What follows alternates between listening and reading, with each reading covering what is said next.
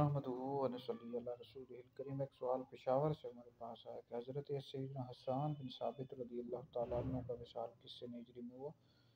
حضرت سیدنا حسان بن ثابت رضی اللہ تعالیٰ عنہ، آپ کی کنیت ابو الولید ہے، والد کا نام ثابت تھا اور آپ کا نام حسان ہے، اور آپ مدینہ شریف کے رہنے والے تھے، انصاری صحابی ہیں، خزرج قبیلے سے تعلق رکھتے تھے۔ آپ شاعر تھے اور نبی کریم علیہ الصلوۃ والسلام کی شان میں نعتیں پڑھا کرتے تھے۔ نبی پاک علیہ السلام مسجد نبوی میں آپ کے لیے ممبر رکھواتے اور وہاں پر کھڑے ہو کر آپ حضور علیہ السلام کی شان میں نعتیں پڑھا کرتے تھے، کفار مکہ کو جواب دیا کرتے تھے، وہ بے ادبیاں کیا کرتے تھے نبی پاک علیہ السلام کی شان میں، اور آپ حضور کی شان میں نعتیں پڑھا کرتے تھے۔ آپ کی خصوصی حیثیت ہے، خصوصی مقام ہے، اور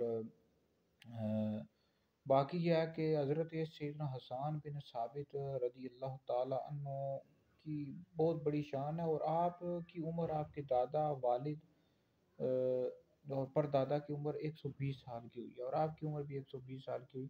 آپ کا جو وصال ہوا ہے 40 سے ہجری میں ہوا۔ اللہ تعالیٰ کے صدقے ہماری مغفرت فرمائے۔